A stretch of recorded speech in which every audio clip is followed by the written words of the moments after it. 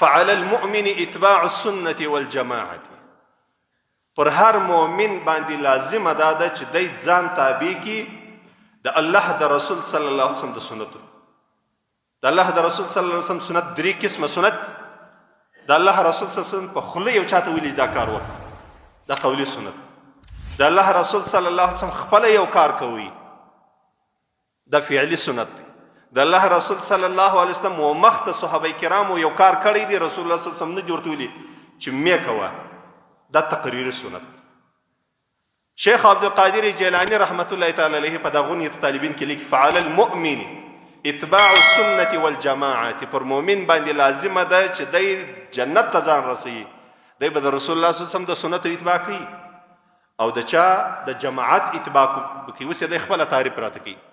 فالسنة ما سنه رسول الله صلی الله علیه وسلم، سنت هغه دي چې رسول الله صلی الله علیه وسلم موږ ته ښوولي، رسول الله صلی الله علیه وسلم کړي، دا سنت. والجماعة ما اتفق عليه اصحاب رسول الله صلی الله علیه وسلم، جماعت بیا څه شي دي؟ ټول هغه کارونه چې د رسول الله صلی الله علیه وسلم اصحابو پر هغه باندې اتفاق کړي. په دې کې اوس څوک مستثنا دي؟ اوس دې څوک ووایي چې زه سید یم د اهل بیتو صاحب، زه پیر صاحب یم، زه مولوي صاحب یم، زه اخندزاده صاحب یم، زه اغا صاحب یم، زه ځینې مستثنا یم ودې وایي څوک. دا د شیخ عبدالقادر جیلاني قول دی. د ده په سعادت باندې اتفاق دی تقریبا د ټول امت چې دا د رسول الله صلی الله علیه وسلم مسیح دی. دی دا وایي چې د هر مؤمن دپاره چې کلمه یې پر الله جل جلاله ویلي، کلمه یې پر رسول الله صلی الله علیه وسلم باندې ویلي، د توحید کلمه یې ویلي، د هغه مؤمن دپاره دا لازمه ده اتباع به کوي د څه شي؟ د سنت او د جماعت. نو چې د ټولو صحابه کرامو لاره تا پرېښي په بله لاره باندې روانې، زما وروره دا دکانداري پر موږ نسي چلولی. دا رقم غدال و مغدل چې یو څوک وویني مسلمانې کلمه یې ورباندې ویلي او رد ورباندې ونه کړي، یقیني د هغه در ټولو ضعیفه ایمان دغه انسان دغه دی چې دی په زړه کې هم بد نه ځینې وړي. د الله رسول صلی الله علیه وسلم وایي که په تاسو کې چا منکرات ولیدله، نو دا منکر شی چې دی تاسې اوله وار په لاس باندې دا منکرات بند کړي. فإن لم يستطيع فبلسانه، که دې په لاس باندې نه سو بندولی، ځینې بیرېدلې بیا په خوله باندې ورته دا منکرات دي دا مه کوه وروره. نن خلک د رسول الله صلی الله علیه وسلم سنت یې پرېښي دي، د ټولو ائمه د خلفای راشدینو سنت یې پرېښي دي، او بیا دعوې د بزرګۍ هم راته کوي، بیا دعوې د پیرۍ هم راته کوي، بیا دعوې د کرامت هم راته کوي.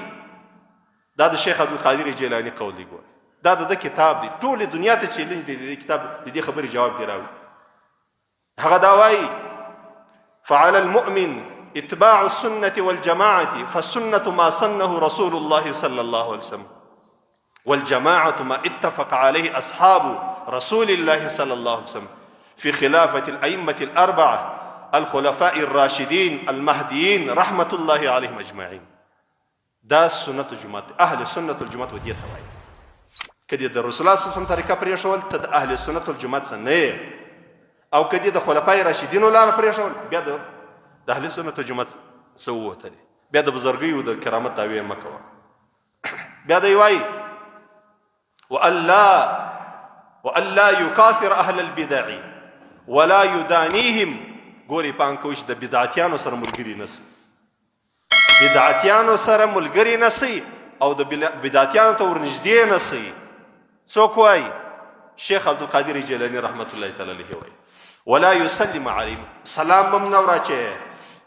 بدعتي چې دي ولې دی؟ دا کبر پرسته، دا د بېدینو پیرانو پیر پرسته، دا د سنتو متونکي، د سنتو خلاف، دا مبتدعين، دې ته به سلام نه وراچوي. چې 2000 وارې چپنه درته اغوستې، ښه ګردۍ لنګوټۍ درته تړلي، سلام به نه وراچوي دې خلکو ته.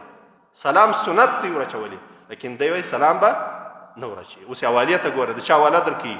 لأن إمامنا أحمد بن حنبل رحمهم الله تعالى قال من سلم على صاحب بدعة فقد أحبه. چا چې د بدعتي ته سلام ورواچوي نو دا سړی به بیا دغه سره محبت کوي. دلیل چې دی؟ هغه قول د نبی کریم صلی الله علیه وسلم راوړي، رسول الله صلی الله علیه وسلم افشوا السلام بینکم تحابوا، سلام یو بل ته سر راچوي په دې باندې به الله ستی په زړه کې محبت زیات کړي. دلته شیخ عبدالقادر جیلاني موږ ته وایي دا پیرپرسته د بېدینو پیرانو مریدان دا د بېدینو خلکو ملګري دې ته که د سلام ور واچوئ په دغه سلام باندې ګناهګاره یې